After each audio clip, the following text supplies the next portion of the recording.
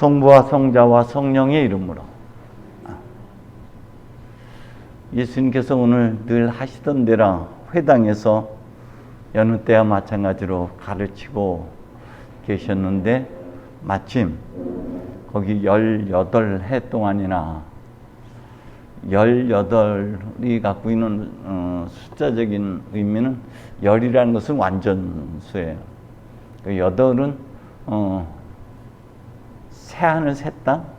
그래서 그 세례대에 보면 다 팔각형으로 많이 되어 있죠. 그게 안식일 다음 날 새하늘 새 땅 새로운 날 영원한 하나님의 나라의 날들을 의미하죠. 그래서 그 완전성, 영원성을 상실하게 된 거죠. 오랜 기간 동안 자신을 잃어버린 삶을 살아가게 되는 여인입니다.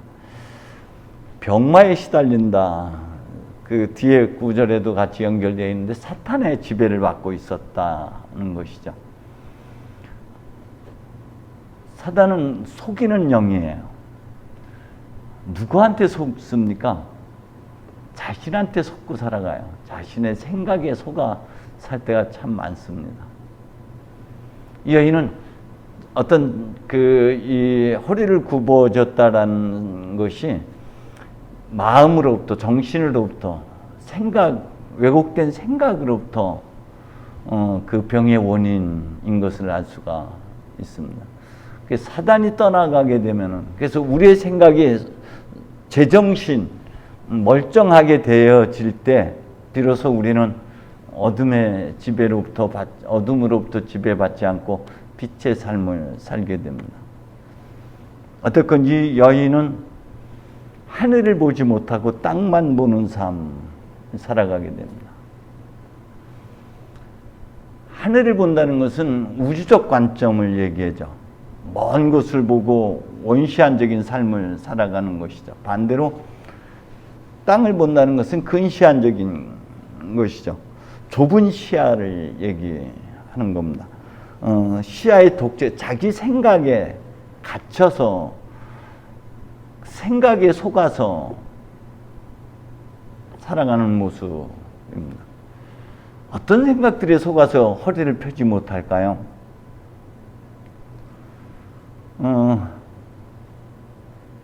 요즘 젊은 특히 이 청소년들 아이들은 그 사람과의 관계를 맺는 걸 굉장히 어려워합니다.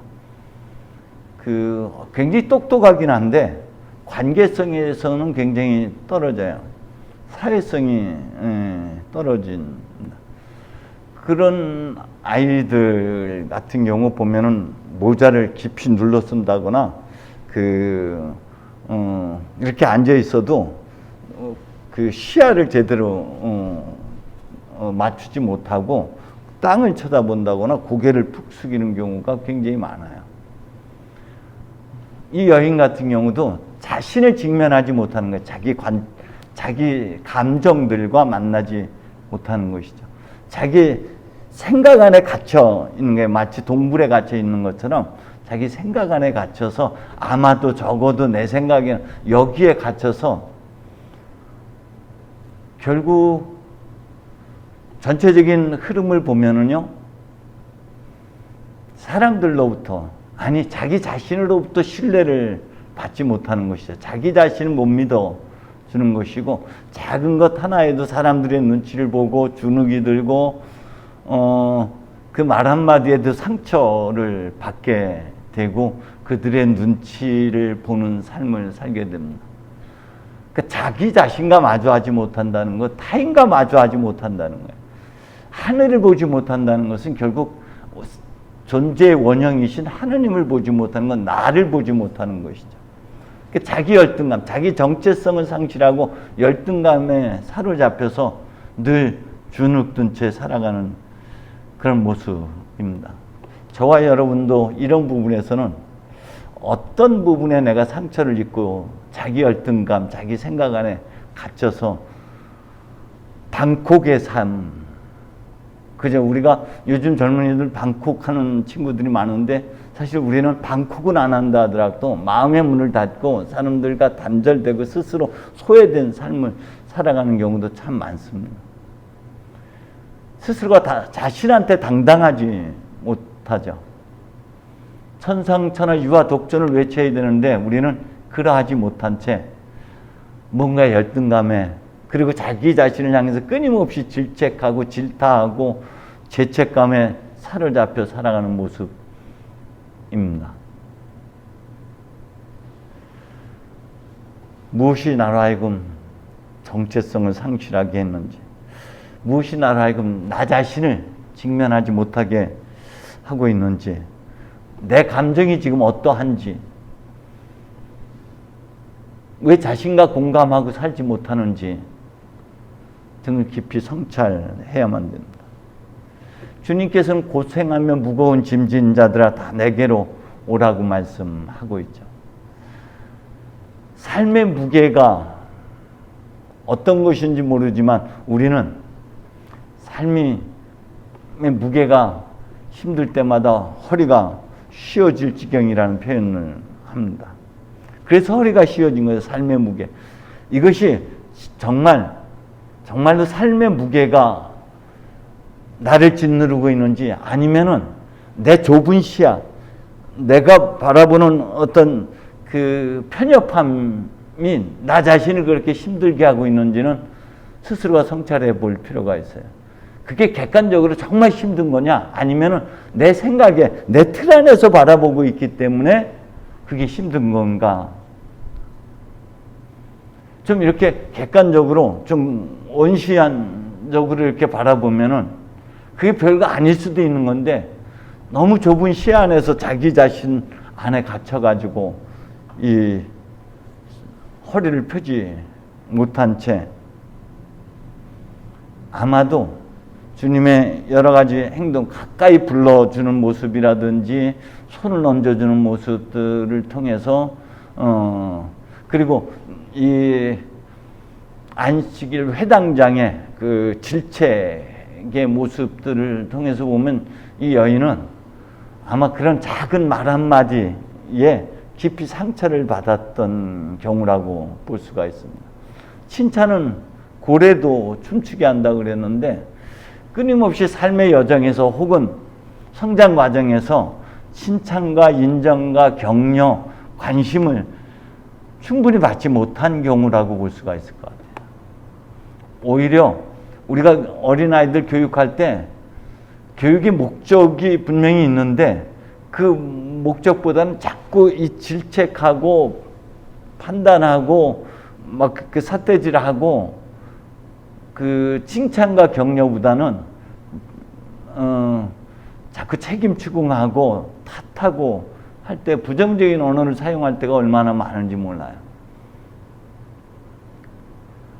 칭찬은 고래도 춤추게 한다고 주님이 그 여인에게 관심을 가져주고 가까이 불러주고 이렇게 친밀하게 접촉해 주는 것만으로도 이 여인에게는 굉장히 큰 위로가 되었을 겁니다. 우리는 우리 스스로가 자꾸 작은 잘못에도 죄책감에 빠지고 자기 자신을 질타하고 손가락질을 삿대질하고 우리가 굶주린 것은요 빵에 굶주린 것이라기보다는 말씀에 굶주린 경우가 많죠. 사람이 빵으로만이 아니라 말씀으로 살아가야 한다고 하나님께서는 우리의 생각 안에서 우리에게 위로와 격려와 지지를 보내는 경우도 있지만은 때때로는 주변의 사람들의 언어를 통해서도 하나님께서는 치료하시고 때로는 그들을 통해서 당신의 말씀을 우리에게 전달해 주죠. 그래서 우리는 주변에 있는 사람들, 자기 자신에게부터 괜찮아, 그럴 수 있어 등등의 칭찬과 격려, 위로, 너 할 수 있어, 괜찮아, 다음엔 더 잘할 수 있어, 이런 언어들을 사용하고 긍정의 언어들을 사용하고 자기한테 그렇게 긍정의 언어를 쓰는 사람들은 타인에게도 동일하게 긍정의 언어를 사용하게 됩니다. 작은 실수를 눈 감아줄 수 있어야 돼요. 그리고 우리의 실수가 없다면, 우리의 잘못이 없다면 우리는 성숙에 이르지는 못합니다. 배움이라는 것은 실수로부터, 못하는 것으로부터 출발이 되는 거예요. 때문에 우린 자기 자신에 대해서뿐만 아니라 주변에 특히 가족들에 대해서 질타의 말보다는 좀 격려와 지지의 말들을 많이 사용했으면 좋겠습니다. 그러면 잘하다가도요, 질타를 하거나 이 지적을 받게 되면은 못하게 돼요. 그리고 자꾸 열등감으로 빠져들게 됩니다. 그냥 조금 실수하고 못해도 격려와 지지는 그 사람의 삶을 꽃피우게 만들어줍니다. 때문에 우리는 무엇에 이렇게 허리 굽혀 있는지, 땅만 쳐다보고 있는지, 그래서 숨통 좀 터지게, 숨통 좀 열어줘야 돼요. 어떤 자기 원칙, 자기 이 틀 안에 다른 이들까지 가둬둬서는 안 되죠. 이 여인은 이스라엘을 대표하는 상징적인 부분들도 있는 것이죠. 율법학자들, 바리사이파 사람들에게 주님께서는 마태복음 23장을 통해서 말씀하십니다. 그들은 무거운 짐을 끌어놓고 남의 어깨에 메어주고 자기들은 손가락 하나 까딱하려 하지 않는다. 이 율법을 문자적으로 잘못 왜곡되게 해석을 해가지고 사람들에게 무거운 짐, 특히 가난한 사람들, 어려운 사람들에게 더 큰 짐으로 작동하는 경우가 얼마나 많은지 모릅니다. 율법주의에 빠지는 것이죠. 자기 신의 왜곡된 틀 안에, 원칙의 논리 안에 자기를 가둬둡니다. 감정이나 그렇게 할 수밖에 없었던 원인들, 과정들은 보지 않고 결과만 보고 자꾸 우리가 탓할 때가 얼마나 많은지 몰라요. 율법이라는 것은 가난한 자들, 힘든 사람들, 심지어 짐승들을 위해서 만들어진 것이죠. 이 율법을 위해서 우리가 존재하는 것이 아니라 율법은 우리 사람들의 안전을 위해서, 율법의 완성은 사랑이라고 했는데 그걸 문자적으로 법정신, 그 율법의 정신은 상실해버리고 그걸 문자적으로 왜곡되게 해석하는 바람에 자신과 이웃을 힘들게 합니다. 주님은 사실 그 틀을 깨기 위해서 이 땅에 오셨죠. 성공회가 잘한 일 가운데 하나가요, 주일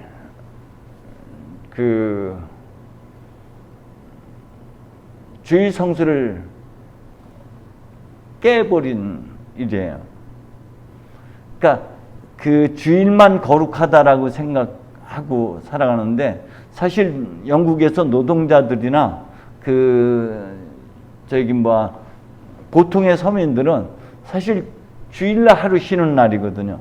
근데 주일날 하루 쉬는데 좀 가까운 공원에도 가고 뭐 이런 데 가야 되는데 공무원들도 다 그때 쉰단 말이죠. 그래서 주일 철폐 운동을 하게 됩니다. 주일날도 우체국도 그 철도도 운행하게끔 하고, 놀이장 공원도 문 열게 하고, 그래서 노동자들의 하루를 그렇게 좀 쉴 수 있도록 주님이 바로 그것 때문에 안식일에 착한 일을 행하라, 선한 삶을 살라는 것, 율법, 이것이 또 다른 짐이 돼서는 안 된다는 그 틀을 깨기 위해서 이 땅에 오셨고, 결국은 안식일법을 어겼다는 것 때문에, 그리고 당신이 하나님의 자녀라는 것 때문에 죽임을 당하게 되는, 이 요한복음은 그렇게 표현하고 있습니다.